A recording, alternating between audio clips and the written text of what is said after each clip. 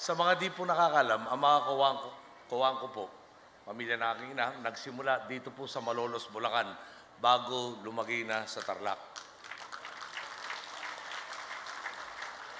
Bahay po namin nando pa malapit sa simbahan ng Barasuin. Ako naman po, nung araw pa, simula nang magtrabaho ko noong taong 1993, papunta sa Luisita, buwabiyahe at binabaybay ko, kadalasan po, nag-iisa ang NLEX. At totoo pa rin po hanggang ngayon. Tuwing dadaan ako dito po sa Bulacan, sa Pampanga, hanggang patungo sa Tarlac, dahil na rin sa mga kaibigan, kasangga, kamag-anak natin dito, kasama na kayong mga boss kong Bulakenyo. Talagang pakiramdam ko po at home ako at napakaligtas na aking biyahe maski mag-isa.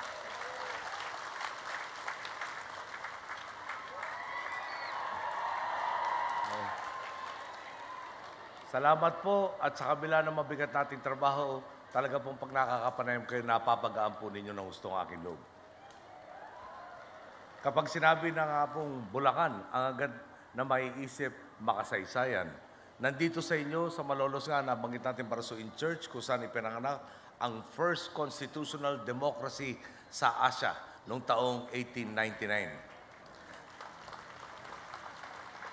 Kanlungan din ang lupain ito ng mga bayani tulad nila Marcelo H. Del Pilar at Gregorio Del Pilar.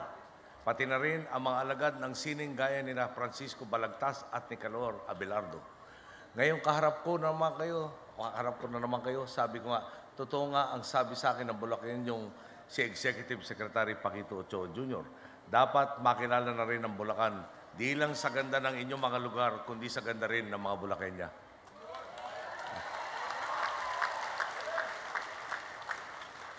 Alam naman po nyo, kakatapos na ng Valentine's nyo.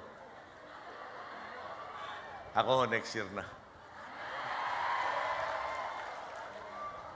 May kasabihan po ang isang pilosopo na ngalan ay George Santayana.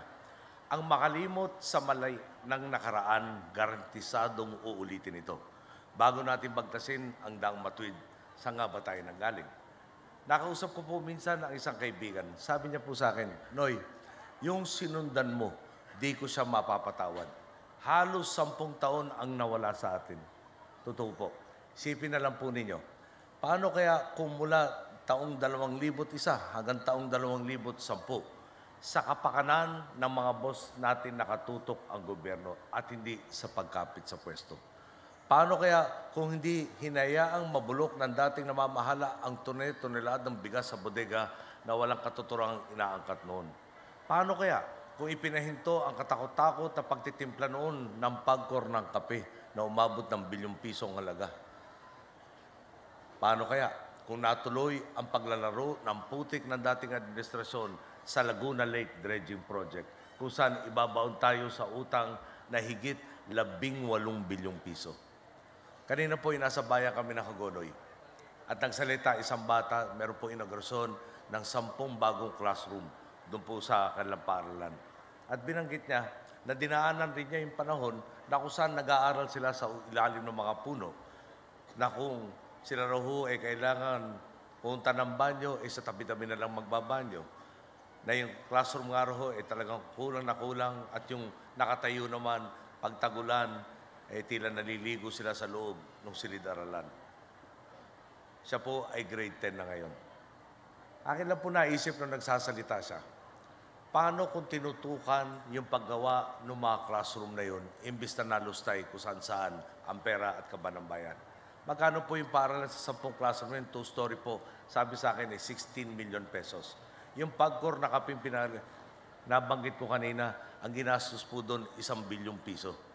Kayo na ho mag-divide ng 1 billion pesos sa 16, ganong karami ang classroom na sana na ipatayo, sobra-sobra pa. Problema nga ho, ang dinatnan natin, di ba, 66,800 na classroom ang kulang. Babalik ako na lang umaya-maya yan. Hindi na nga po natin babalik ang nakalipas na oras. Kapag tumakbo na, tapos na. Wala pong stop button ng relo at lalong walang rewind. Pero may silbi ang pagtanaw sa mga pagkakamali ng nakaraan para mapagbuti ang pagkilos natin sa kasalukuyan, gayon din para maiayos ang kinabukasan. Ngayon po, sa loob halos ng 6 na taon nating pagbagtas sa Daang Matuwid. Malinaw na ang layo na ng ating narating. Marami sa ating mga nakamit makasaysayan mula taong 2010 hanggang taong 2015. Ang tinatawag na average gross domestic product growth natin ay nasa 6.2%. Ito ang pinakamabilis na 6-year economic growth ng bansa sa loob ng halos 4 na dekada.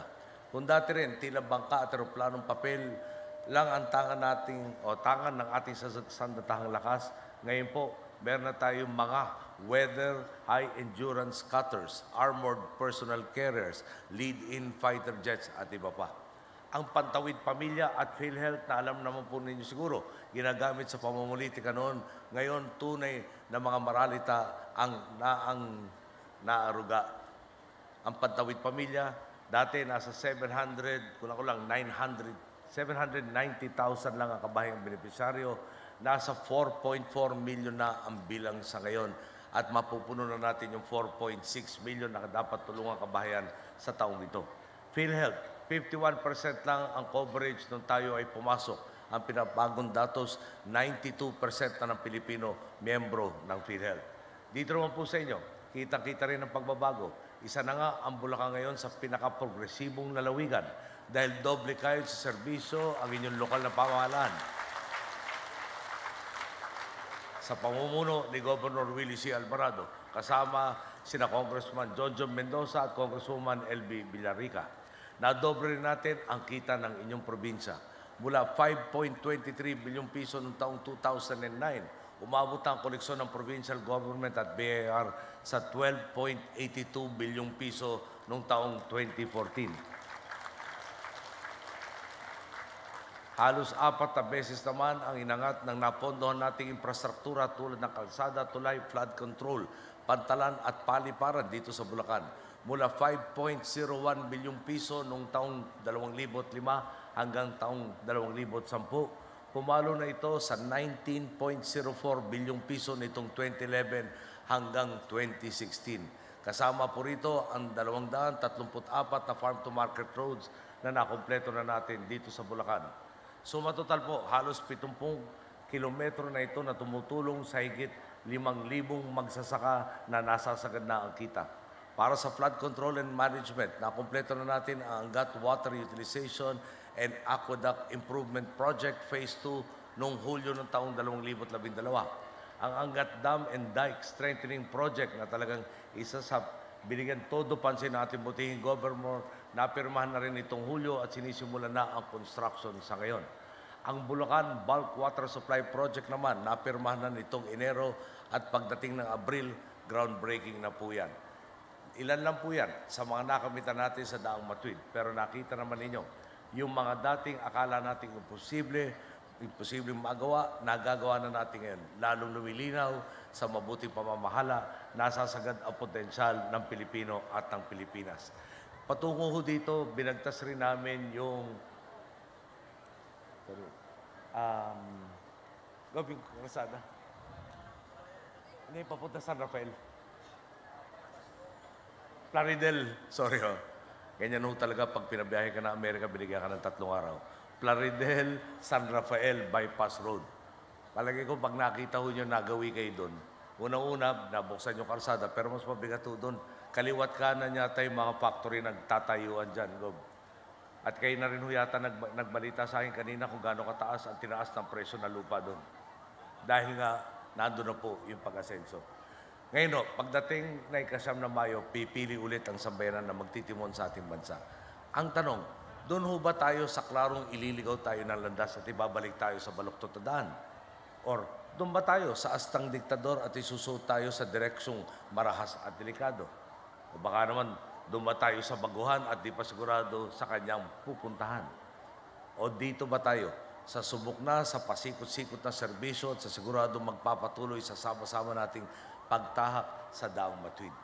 Narito po at kasama na natin si Mar Rojas. Sa mga nakapanood ng unang presidential debate noong linggo, nakita nyo naman sa lahat. Sa lahat po, siya talaga yung tinatawag nating pinaka-may K. Di ba? may katalinuhan, may katapatan, may karanasan, may kakayahan. Isama pa natin, may kurina pa. Si Mar po, hindi na kailangan mangako, magpapogi o manindak. Track record na niya mismo ang magsasalita. Nung nasa Senado, isinulong niya ang Cheaper Medicines Act. Hinarap niya ang naglalakihang pharmaceutical companies at ipinaglaban ang karapatan ng bawat Pilipino sa tamang presyong gamot. Isipin na lang po ninyo, ilang buhay na kaya ang naisalba at patuloy na naaruga dahil sa inisitibang ito ni Mar.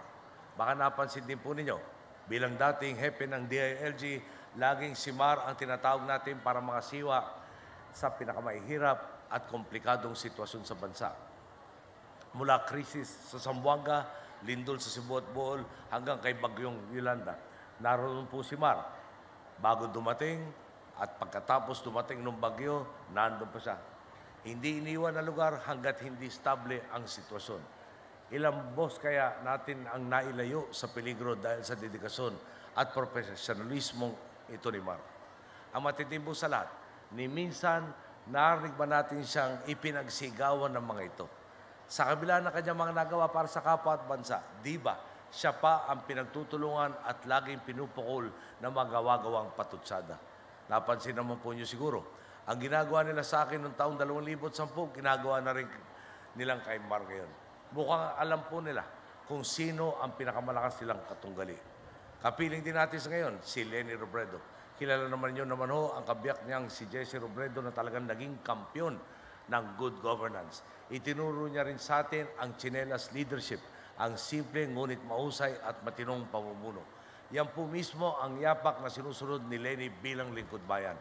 At yan din,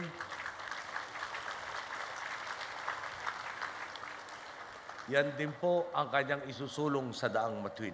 Oras na maupo bilang pangalawang Pangulo. Kasabay ng trabaho, nagsisilbi ring ilaw at ngayon haligi na rin ng tahanan si Leni sa kanyang pamilya. Ang totoo, hindi naging madali ang desisyong tumakbo para sa kanya, lalo't may pinapaaral pa siyang dalawang anak. Pero sa huli, nanaig kay Leni at sa kanyang mag-ina, ang bayan bago sarili. Sa katunayan, ang kanyang anak na si Aika galing lang sa Misamis Occidental kahapon, bukas naman tutungo sa Pampanga. Maging si Trisha at kung minsan si Jillian ng bunso, nag-iikot na rin sa bansa para ikampanya ang daang matuwid at ipaglaban ang kanilang kinabukasan. Mga boss kong Bulakenyo, kilala niyo naman po ko. Di ko ugaling mambola. Sa kabila ng kalbaryong pinasangko bilang tagapagmana ng mga problema ng ating sinundan, sinikap ko sa abot ng aking makakaya na maglingkod sa Pilipino ng tapat at gusto. Sa bawat sandali po ng serbisyo, tumututuo ako sa inyo. Humaharap ako sa inyo ngayon bilang ama ng bayan na tumihiling ng higit pa ninyong tiwala at suporta. Totoo po, kayang-kaya nating ituloy ang maganda nating nasimulan.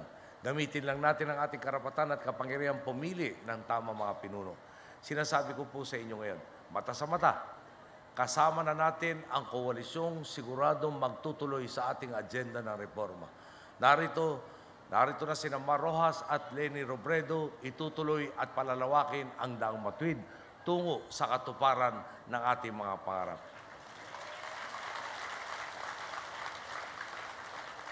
Hayaan niyong ulitin ko lang po. Importante nga sa Tagalog may kasabihan, para malaman ang patutunguhan, tingnan ang pinanggalingan. Ang pinanggalingan po natin, ulitin ko lang ho, tama yung sinabi ng kaibigan ko, halos 10 taon, namuno sa atin yung aking pinalitan. Lahat ng nagawa natin ngayon, pwedeng nagawa 10 taon na ang lumipas. At napakinabangan na ng Pilipino sana kung ginawa ang tama. Mamimili na naman tayo, mga kababayan. Sana, di ba? Siyasatin natin. Sino ba talaga ang magdadala sa atin sa pagpapatuloy ng pagbabago nakikita na po natin? Nararamdaman na natin, napapakinabangan na natin. Ito ho yata hindi panahong sumugal at magdasal ng sana matsambahan natin yung tama. Dahil meron naman tayong siguradong patutunguhan na talagang itutuloy ang daang ating binabagtas. Kaya po,